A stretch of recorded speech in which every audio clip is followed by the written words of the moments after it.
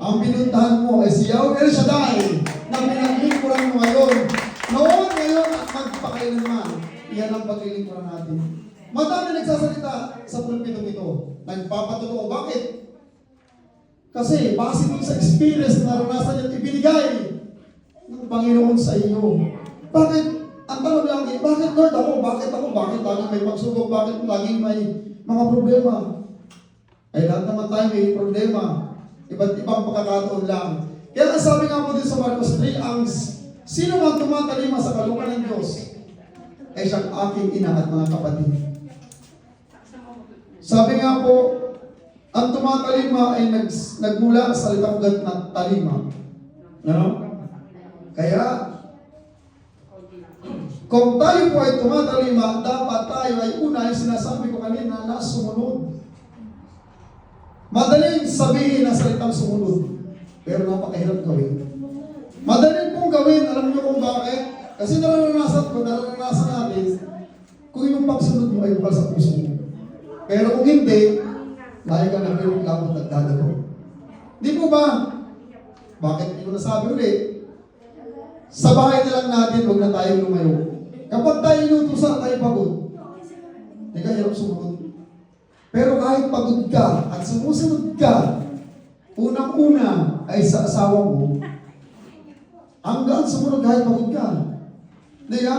Kasi alam mo na yung mindset mo kung ano gagawin mo. Hindi mo na kailangan turuan pa. Susunod ka na lang para walang away. Di mo ba? Kasi pag ikaw nagreklamo at sumunod sa Kanya, wala din naman tayo magagawa, kundi sumunod na lang. Sa ating mong gawain, bakit tayo nandito? Sumusunod tayo doon sa sinasabi sa mga salita ng Panginoon. Di mo ba? Sumusunod tayo. Bakit tayo nandito? Kasi sumunod ako doon sa sinabi ng Panginoon sa akin. Bakit ka nag-aaral ng salita ng Diyos? Ikaw na nag-preacher. Bakit hindi po pwede? Kahit hindi tayo preacher, hindi tayo magpayag ng salita ng Diyos. Bakit? Kasi yun ang tinuturo sa atin ng Panginoon. Sumunod ka sa akin. At bibigyan kita ng katalinuhan kung anong wala ka, meron ka. Di mo ba? Andiyan pa ba kayo? Parang tutulog ka. Alam niyo po bakit? Kasi first time ko uling mag-IT. Ang tanong sa akin, kailan ka mag-pre-preacher? Kapatid, kapag kalooban na talaga ni Lord dyan, hindi na kumakalanggi. Amen. Amen po ba? Palakpakan po natin ang Panginoon. At kailangan ito ng Panginoon. At tandaan po natin na kung sinasabi, huwag tayo makikinig dun sa mga nasa paligid natin. Kasi kung susundin natin ang kalooban ng Panginoon, ikaw lang at siya ang makikipag-usap sa iyo. Kasi kung tayo nakikinig sa paligid natin, minsan babagsak tayo. Bakit? Kasi minsan may mga susunod eh. Di mo ba? Sa bahay, sa labas, sa trabaho, andyan yan. Pero kapag ang sinundan natin ay yung Panginoon natin, pinaglilingkuran ngayon, kapatid, yung problema mo at yung problema ko, may solusyon. Di mo ba? Bakit ba mga kapatid? Kung tayo tumatalima, dapat tayo ay, ito ang napakahirap, nagpapasako. Kaya tayo nandito sa gawain ng Lord, tayo nagpapasako. Hindi tayo nagkakanya-kanya. Kasi kung may sarili kang agenda, magsulo ka. Kaya nga po nandito ako sa gawain ng Shaddai kasi nagpasakop ako. Kung ano man po yung sinasabi ng nasa taas natin, nagpasakop tayo. Kasi po nasa loob tayo ng komunidad.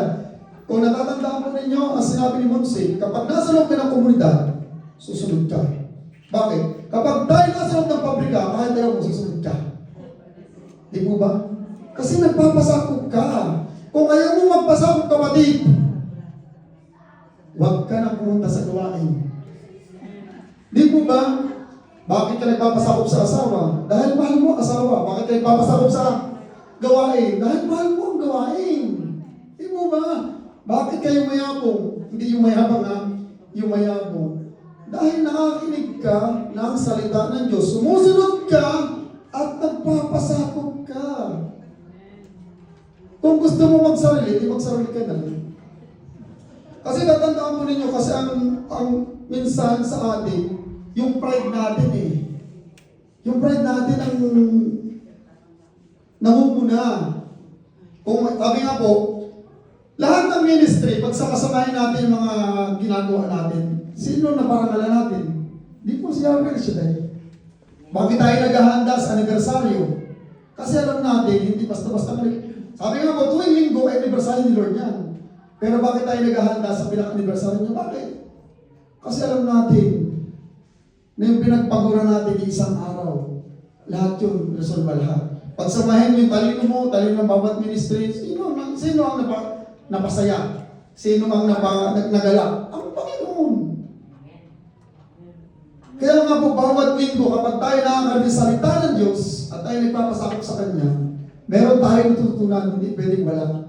Ang sabi ko palagi sa trabaho ko, Lord,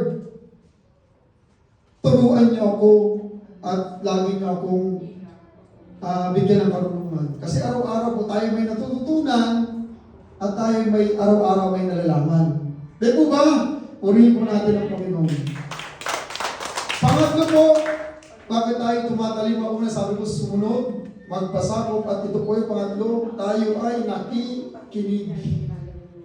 Tayo ay nakikinig. Pero kung tayo may sariling gusto, sabi nga po, magulo na, maingay na ang paligid natin, lalo na nakikita natin at nakikinig natin sa social media, no? Magulo na, ang daming marites. Pero kapag po tayo ay nakakinig na salita ng Diyos, yun yung mabuting balita ng Panginoon sa atin. Kanina po, ang dami ng patutuo. Sabi ko nga po, nung nagpatutuo ng mga nakaraan, sa dami ng gusto na pumunta dito, yung kapatid ko po, no? Ang tagal na namin kinuha sa Plusi, pero hindi talaga, sabi nga po, hindi kalooban ni Lord ang pagpunta niya dito kasi nakapunta pa siya ng Dubai ilang beses. Alam niyo mo noong December, pinasok ulit namin yung kapatid namin.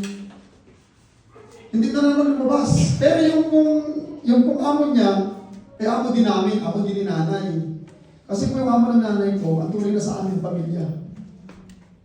Ganun po siya, parang okay, kung ano kailangan niyo sabihin niyo lang sa amin, ako may bahala. Napakabait po, kahit anong oras yung pumunta doon, napakabait. Sabi namin hindi pumasok, sabi ko, okay lang yan. Sabi ng nanay ko, kasi isa, pagka nakakarinig ka ng iba, huwag mo na magpasok, huwag mo na ipasok dyan. Ilipat natin sa iba, kasi baka, sabi ko nga po, kung kalooban ni Lord dyan, at kung tayo ay nananampalataya kay Lord, kahit saan yan, huwag ka nang lilipat. Kung sino patronato pa, wala, pag ibinigay sa inyo ni Lord dyan, ibibigay. Bakit sa akin ibinigay? Nung ako humiling, ng asawa, ibinigay sa akin si Nene. Napakalayo ko, Maynila, ako Quezon. Siya Quezon City, ako Quezon Otso. Kasi probinsya ako Napakalayo ng long distance relationship kami 2005 to 2007. Nung nakapunta pa ako dito, 2007 to 2012. Ang layo. Pero bakit? Ginagawa ko ni Lord sa gawain. Dito ko natagpuan si Lord sa gawain ito. Kasi 2007 nung dumating ako dito, na 2008 po, ako yung napakilala dito sa gawain ni Lord. Sabi ko, itong gawain. Naninigarilyo pa ako noon. Sabi ko, naglalaro pa ako noon. Pero bakit ako pinagin ni Lord? Kasi sumunod ako, nagpasa ako, ba't nakinig? Ibinigay sa akin Lord, yung anak ko na hiniling ko. Ibinigay sa akin yung sasakyan, ibinigay sa akin yung bahay, na hindi pa naman dapat. Pero bakit? Iba ang kalooban dun sa kalooban ng tao. Di po ba? Mabalikan ko, yung kapatid ko, pinasok ulit namin ng February. Kung baga tinulong namin, sabi ko, bakit? Wala na naman. Kung talagang wala, hindi kalooban ni Lord. Alam niyo po, nung nagbigay ako nung dokumento ko, sabi sa asawa ko, kilala mo si Majelisa Pineda? So, asawa ng kapatid ko. Alam niyo po, kapatid ng asawa ko, sabi niya, alam niyo, nung napakinggan ko yun, alam mo, yung napaluwa ko sa galak. Bakit? Kalooban ni Lord yun eh. Nakinig ako sa salita ni Lord. Na Lord, kung ano mangyayari, makikinig ako sa iyo. Wala kung sino-sinong magsasabi sa akin kundi ikaw. Di po ba? Ganyan kapag tayo nakikinig sa salita ng Diyos.